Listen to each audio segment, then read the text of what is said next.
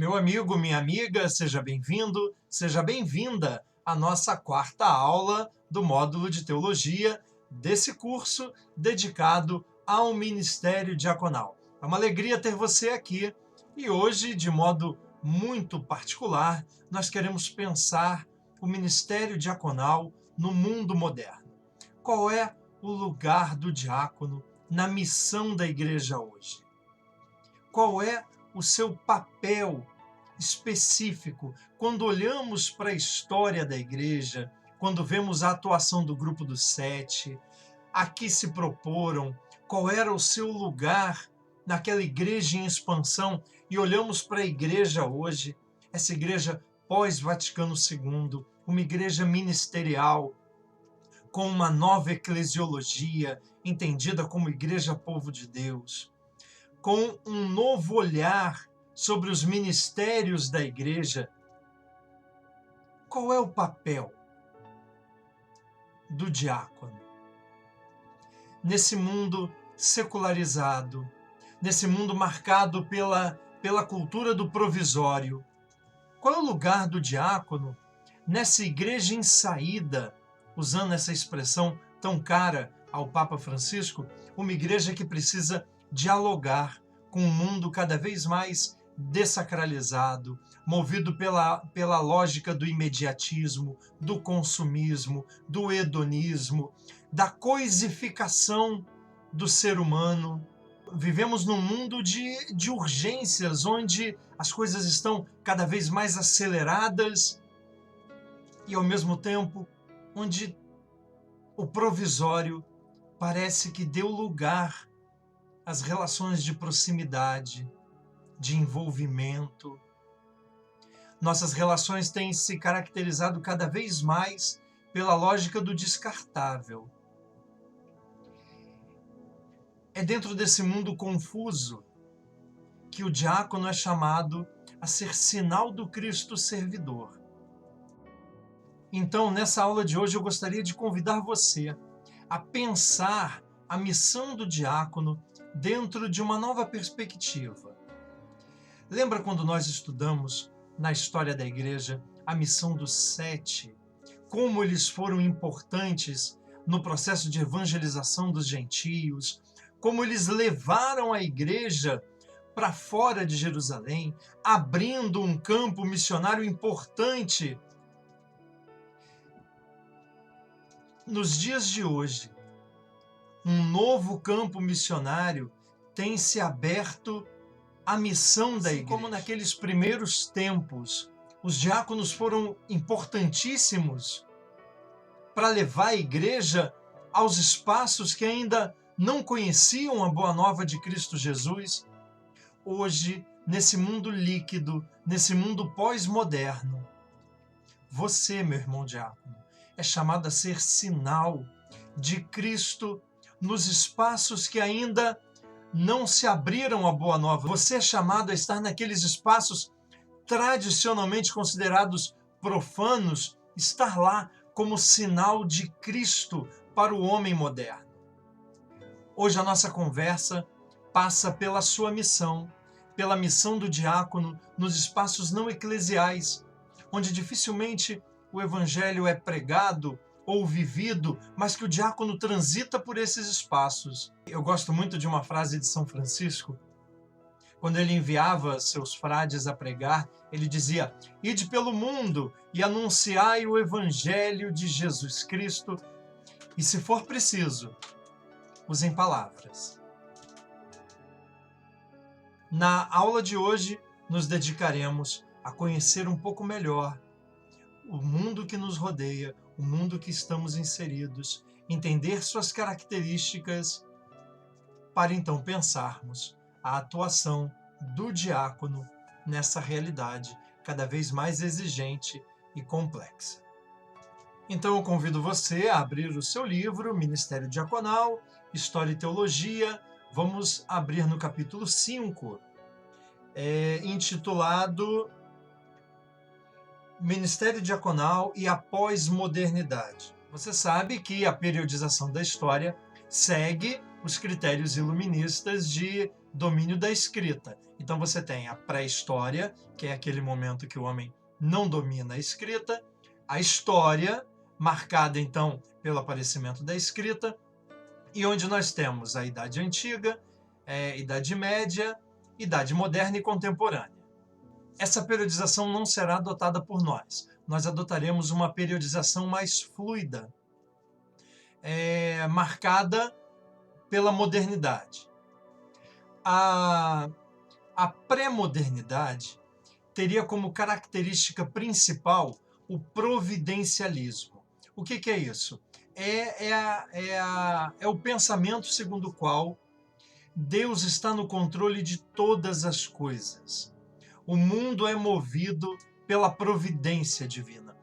O mundo sai das mãos de Deus e ele é movido pelas mãos de Deus ao longo da história para que chegue a um termo bom, chegue a um final aprazível. Um dos grandes representantes desse pensamento é Santo Agostinho de Hipona. No seu livro A Cidade de Deus, ele fala justamente dessa característica principal do providencialismo. O Estado, dentro do providencialismo, ele está atravessado por uma ética teleológica, porque ele deve dar às pessoas condições de viverem retamente com vistas à eternidade. O bem que se produz agora não tem em vista apenas o momento, não é marcado pela ética do provisório, mas pela ética da eternidade, da transcendência. E, em última instância, o governo de todas as coisas não está nas mãos de quem de fato governa, porque não é ele que governa. Quem governa é uma razão superior, que atravessa todas as coisas por uma outra lógica, que é a lógica da providência. Os homens devem ser justos, os homens devem praticar atos de bondade, porque seus atos, palavras e pensamentos se destinam à eternidade. A providência, portanto, ela é o cuidado que Deus exerce sobre o mundo, sobre as pessoas, sobre as coisas depois da criação.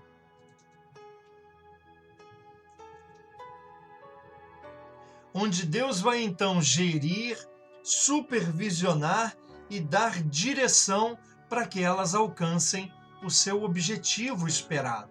Segundo esse olhar de Agostinho, então, o mundo é fruto de uma mente racional, da mente divina, mas que é também uma mente amorosa e que conduz tudo com amor.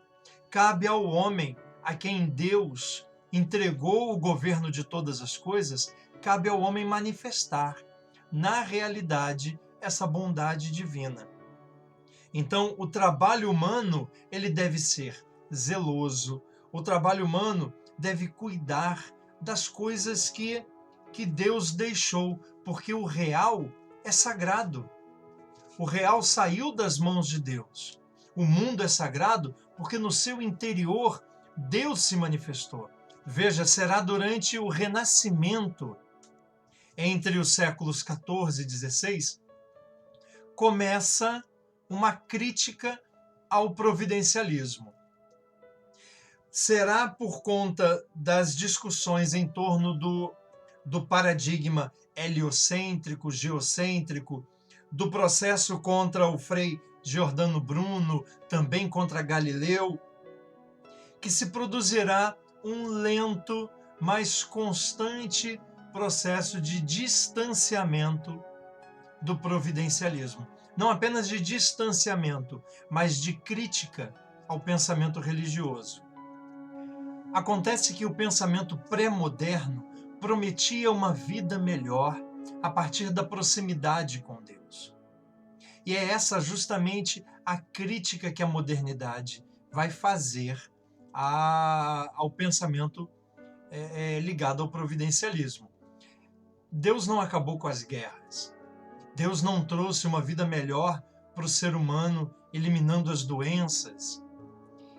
O fato do homem ter fé não deu a ele uma vida melhor. Agora, esse pensamento está imbuído de uma nova promessa. Se o providencialismo prometia um mundo melhor a partir da fé, a modernidade faz uma nova promessa. E a promessa é um mundo racional, movido pela especulação, pelo método cartesiano. Daria sim agora ao homem um mundo melhor. Um mundo movido não pela superstição, mas um mundo movido pela racionalidade. E não demorou muito para que a ideia de que a religião é inimiga da fé ganhasse força, o que, você sabe, não é uma verdade, né? A igreja ela é a maior rede educacional do mundo. As universidades nasceram com a igreja. Então, grandes pensadores desse mundo científico e que se voltaram à produção técnica eram religiosos, eram padres, né, como o próprio Frei Giordano Bruno. Christoph Schiner foi um padre jesuíta que se inspirou nas observações de Galileu Galilei, e ele construiu o seu próprio telescópio para investigar as manchas solares. Também o padre Lázaro Spallanzani foi o primeiro a detalhar o processo de digestão em termos químicos. Gregor Mendel foi um monge agostiniano que realizou experimentos no seu monastério, cruzando ervilhas para ver como os traços individuais eram passados adiante de geração em geração. Mendel é conhecido como o pai da genética.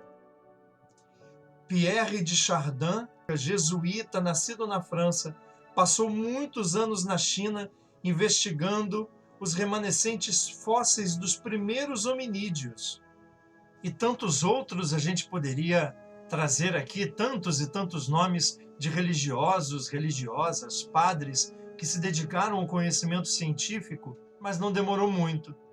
Essa ideia de que a religião ela está em oposição à ciência ganhou força. E uma característica muito própria desse momento é essa relação entre desenvolvimento humano e desenvolvimento técnico-científico. Agora, meu irmão, perceba, a promessa da modernidade é que a vida humana, atrelada ao desenvolvimento técnico-científico, seria melhor. Mas o que de fato aconteceu? Veja que o pensamento racional, eu não estou dizendo que o pensamento racional não é bom, mas a promessa da modernidade não se cumpriu. O pensamento racional, que deveria nos libertar do que se denominava obscurantismo, produziu ainda mais dor e ainda mais sofrimento. Para você ter uma ideia, a escravidão que sempre existiu ao longo de toda a história, durante a modernidade entrou numa lógica de mercado. O homem ele é coisificado.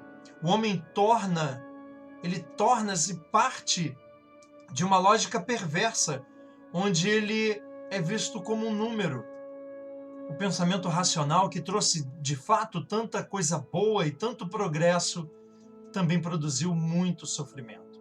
Para você ter uma ideia, no início do século XX, Primeira Guerra Mundial, Batalha de Marne, na França.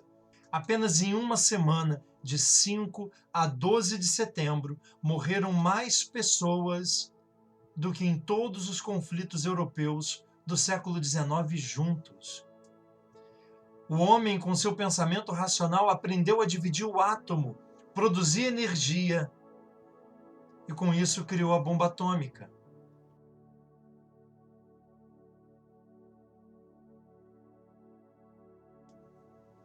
Veja, o que eu estou querendo dizer é que o pensamento calculado, racional, que prometeu a modernidade libertaria o homem do obscurantismo, produziu ainda mais sofrimento.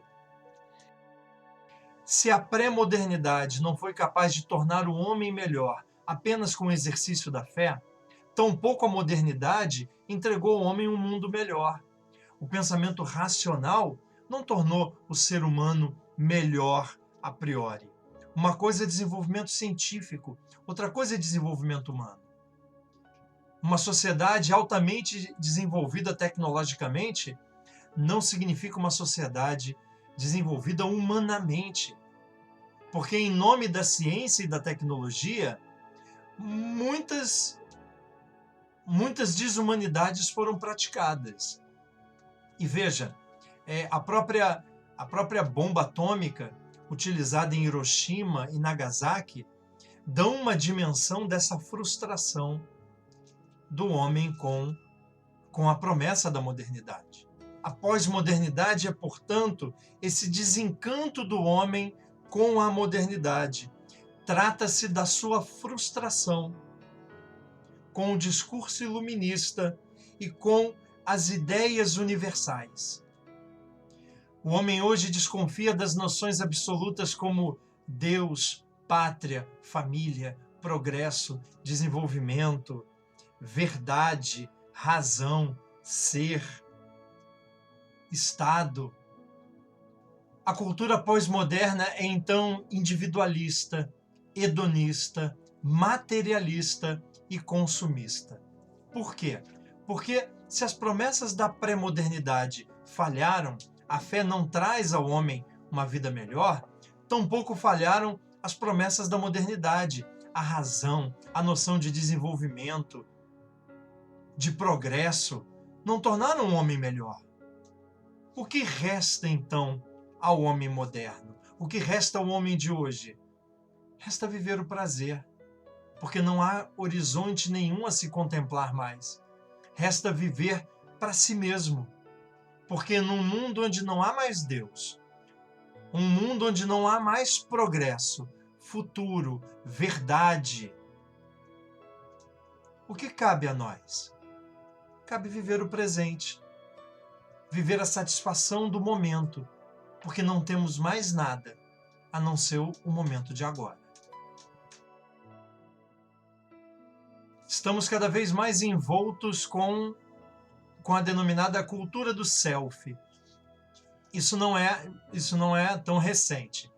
Se você tem mais de 40 anos como eu, você deve se lembrar da propaganda do Walkman, da Sony. Lembra disso? Então, o Walkman, uma das frases que vinha na propaganda é essa: o som que é só seu. Porque é essa a promessa. É o que é só para você. É o que serve só para você. Essa cultura materialista e consumista, no dia de hoje, atravessa a própria experiência religiosa. Veja que um fenômeno curioso é o neopentecostalismo. O neopentecostalismo brasileiro, ele é um caso bastante interessante, porque, veja, quem é a pessoa abençoada? O abençoado é aquele que consegue acumular bens, é aquele que é vitorioso, que conquista altos cargos, se torna grande empresário, não é? Essa ideia marcada pela teologia da prosperidade, ela é uma relação com o divino que não está atravessada pela transcendência, mas pela imanência. Abençoado é quem tem bens. Na lógica pós-moderna, individualista e materialista, até a religião foi coisificada.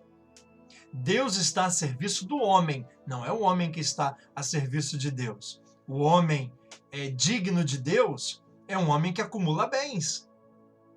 Eu fico pensando em São Francisco dentro dessa lógica da teologia da prosperidade, né? O próprio São Paulo e os outros apóstolos todos e tantos homens de Deus que não eram abençoados, porque, segundo essa lógica, eles não recebiam de Deus aquilo que eles mereciam e que seria justo, porque não eram homens que acumularam bens.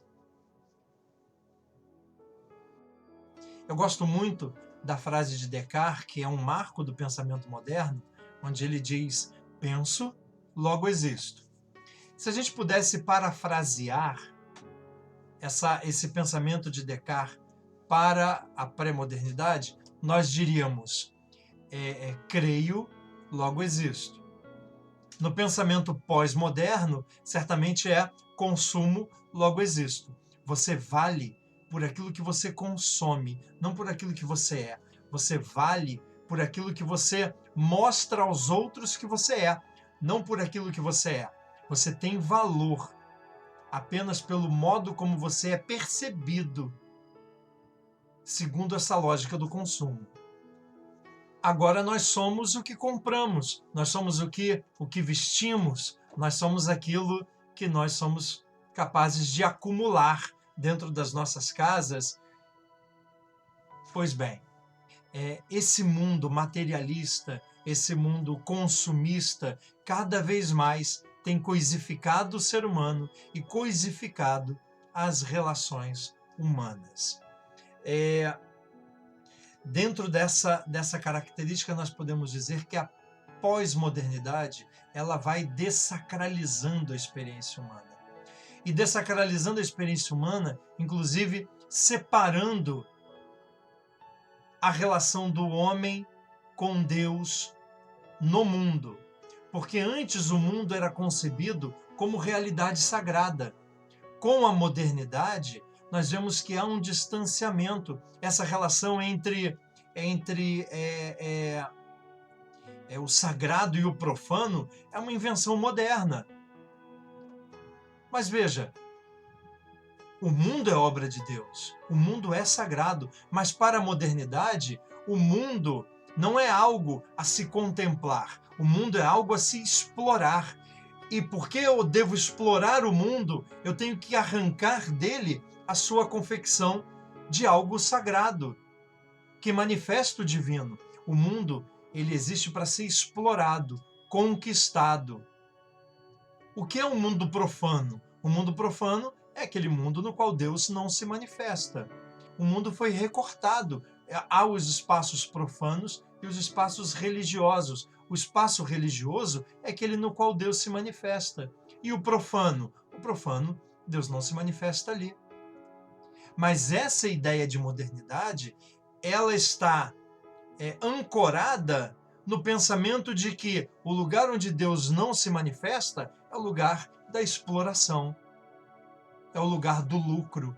Percebe que a ideia de dessacralização do mundo, ela acontece tendo em vista a lógica materialista e de consumo.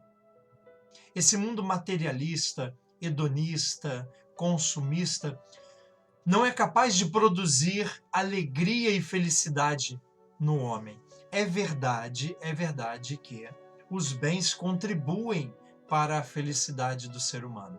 A igreja não nega que você precisa dos bens. Você precisa de casa, uma casa confortável. Você precisa de um trabalho digno. Você precisa de um salário condizente com a sua formação e que venha ao encontro das suas necessidades. A igreja sabe disso tudo.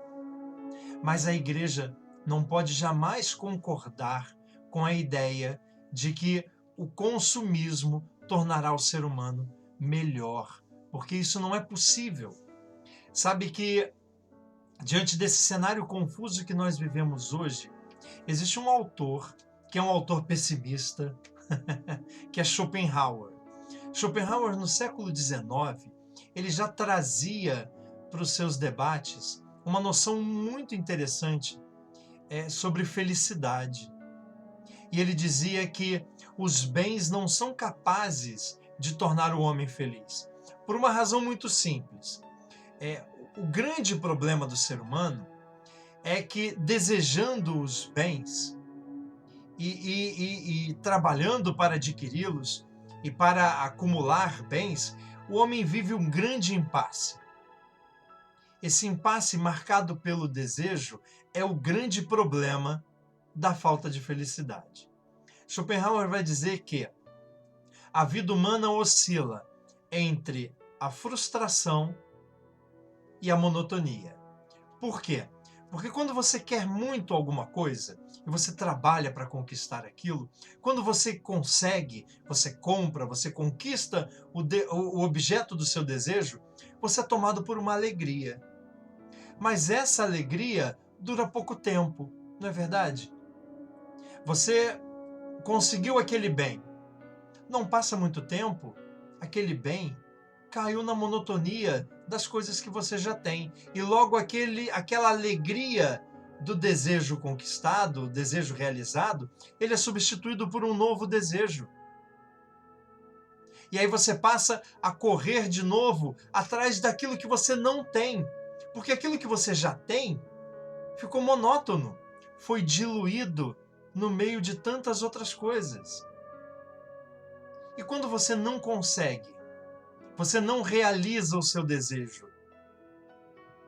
Quando você trabalha, luta e tenta conseguir aquilo que você tanto quis e não consegue, qual é o sentimento humano? É o da frustração. Por isso Schopenhauer vai dizer: o desejo humano pelo consumo, pelos bens, oscila entre a frustração de não conseguir e a monotonia de ter mais uma coisa. E logo a monotonia dá lugar a um novo desejo. Isso tem uma explicação. Essa insatisfação do ser humano se deve à centelha de eternidade que nós temos. Sem que o ser humano se dê conta, o grande bem da nossa vida é Deus, é a Ele que buscamos. Mas o ser humano moderno não se dá conta disso. Ele foi jogado dentro de uma lógica consumista e o tempo inteiro somos bombardeados pela mídia dizendo coisas que a gente deve ter o tempo inteiro e o que devemos consumir e possuir. E caímos nessa lógica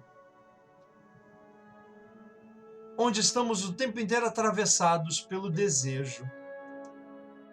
Agora, esse pessimista, ele dá uma pista também daquilo que o homem deve fazer para fugir dessa lógica perversa. O que retiraria o homem dessa busca individualista por si mesmo? Schopenhauer vai dizer, é a compaixão. A compaixão, ela é a condição existencial de quem se deixa afetar pela miséria do outro.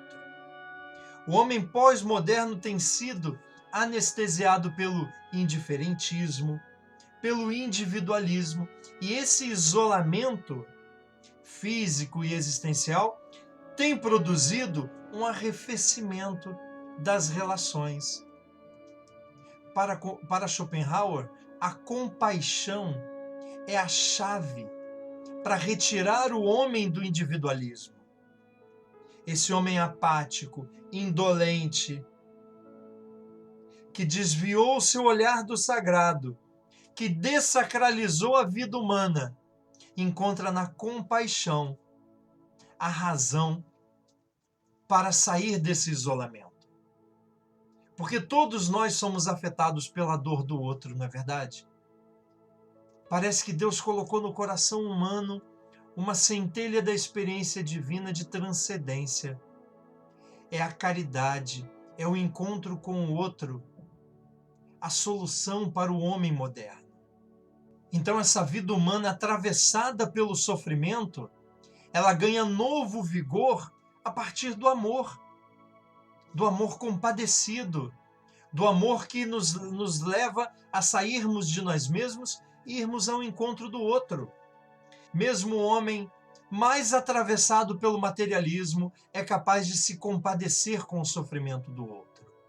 E é dentro desse cenário que emerge o diácono, como ponte, relação. É a diaconia caritatis, como presença amorosa da igreja, não apenas nos espaços clericais, nos espaços pastorais, mas no mundo, que a igreja se faz presente como sinal de luz e de esperança. E veja, é o diácono um dispositivo pastoral, de diálogo e de relação com esse mundo moderno, capaz de arrancar o homem do individualismo, do materialismo, desse mundo consumista, a partir da compaixão. A compaixão é a religião do homem dessacralizado. O novo diaconado é sinal de transcendência pelo amor. É a partir do trabalho missionário do diácono, voltado à compaixão, à solidariedade, à caridade, como manifestação do amor de Deus nos homens e com os homens, que o diácono vai arrancar o homem da armadilha do mundo pós-moderno, ao pessimismo pós-moderno e a esse desencanto com os valores universais como verdade, liberdade, justiça, que o diácono vai ao encontro a partir da noção de misericórdia e compaixão. Veja que as noções de sagrado e profano se relativizam na figura do diácono. O diácono, dentro da sua transversalidade, ele vai dialogar os espaços religiosos com os não religiosos, porque o diácono ele é ministro do evangelho, mas ele também é profissional. O diácono está dedicado ao sagrado, à liturgia, à caridade, à pregação da palavra, mas ele também é pai de família. Ele está ocupado com as urgências do mundo do trabalho, com as preocupações familiares. Ele transita pelos espaços clericais, mas ele também está transitando pelos espaços não religiosos. E essa é a sua grande força. O diácono e seu modo de ser e de estar no mundo convida o homem, por mais arreligioso que seja, à transcendência por um caminho familiar, que é o do amor. Por isso os diáconos, eles são apóstolos das novas fronteiras. Eles devem estar naqueles lugares que dificilmente um presbítero poderia estar. O diácono, no seu ambiente de trabalho, ele é sinal do amor de Deus ali. O diácono, nos espaços não clericais, ele é sinal do amor de Deus ali. Ele não deixa de ser diácono porque está no seu trabalho. Ele não deixa de ser diácono quando está com a sua família. Então o diácono vai ressacralizar esses espaços tradicionalmente considerados profanos. Mas lembra, o mundo não é profano. O mundo é manifestação de uma mente racional e amorosa. O mundo dá a conhecer a grandeza do amor de Deus. Houve um tempo em que o diácono causava estranheza, justamente por ele fugir às configurações tradicionais do pastor católico, né? Então, homem exclusivamente dedicado ao culto, homem exclusivamente dedicado aos ofícios religiosos, mas é justamente essa condição do diácono de transversalidade que o torna especial nos tempos de hoje. Os diáconos hoje estão nos presídios, estão nas fábricas, estão nas empresas, nas escolas, nas universidades. Os diáconos transitam pelos shopping centers. Os diáconos estão nos condomínios fechados. Os diáconos são a presença da igreja no mundo. Veja que o novo diaconado ele emerge como presença eclesial nos espaços não religiosos, como presença de diálogo, de proximidade, como presença religiosa. Porque não é isso que o termo religião quer dizer? Ligar, aproximar, reestabelecer os laços de intimidade, de proximidade. Trata-se de um ministério de mediação em diálogo com o mundo moderno e que rompe com essas fronteiras entre o sagrado e profano, fronteiras traçadas na modernidade com o objetivo de segregar, de separar. E é o diácono hoje um sinal pastoral de um novo modo de ser da igreja no mundo. Igreja em missão, onde o diácono é sinal do amor de Deus no meio dos homens. Sua diaconia coloca espaços em condição de relação e em movimento de ressacralização. Espaços considerados como não sagrados ou profanos, como o mundo do trabalho, por exemplo, são revistos a partir da proximidade desse ministro. Na figura do diácono, há uma reafirmação da sacralidade do mundo do trabalho, da sacralidade da família e da sacralidade da pessoa humana. O reestabelecimento do diaconado como ministério permanente na igreja tinha em vista essa ação pastoral.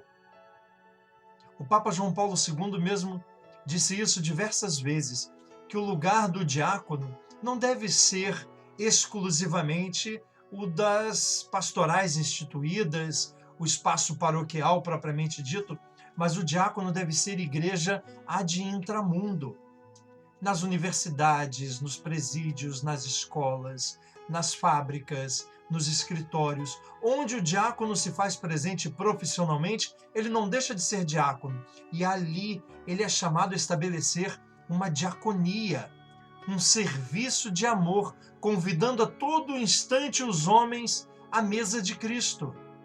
O diácono vai então ativar um espaço sagrado, mediado pela caridade, pela compaixão, pelo envolvimento do homem a partir da noção de misericórdia.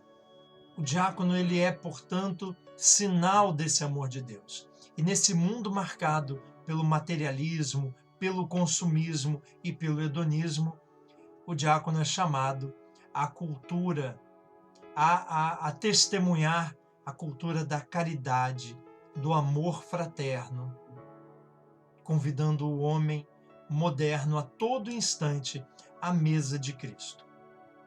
Veja, é muito importante que você perceba que o ministério diaconal não é um ministério dicotômico, dual, dividido. Grande parte dessa visão se deve a essa armadilha da pós-modernidade que vai separar sagrado e profano, e aí o diácono realmente não se enquadra nos padrões tradicionais de se conceber um pastor católico. Mas veja, são essas características inicialmente mal compreendidas sobre o diácono que o torna especial e faz dele uma ação pastoral privilegiada no mundo que vivemos hoje. O diácono se faz presente em espaços onde o presbítero dificilmente se faria presente, por razões óbvias. Ele precisa estar na paróquia, cuidar dos interesses da paróquia, mas o diácono cuida dos interesses da paróquia estando para além dos limites da paróquia. É fora dos muros paroquiais que o diácono é sinal do amor de Deus e o tempo inteiro aponta para a mesa de Cristo. O lugar do diácono hoje é o dos novos areópagos. Sua missão é construir pontes e estabelecer afinidade e diálogo, propondo a ética cristã nesse mundo marcado pelo consumismo e pelo materialismo. O próprio João Paulo II vai dizer o seguinte: a decisão do reestabelecimento do diaconado permanente era e é a maior e mais direta presença dos ministros da Igreja nos vários ambientes de família, trabalho, escola, etc., para além da presença nas estruturas pastorais constituídas.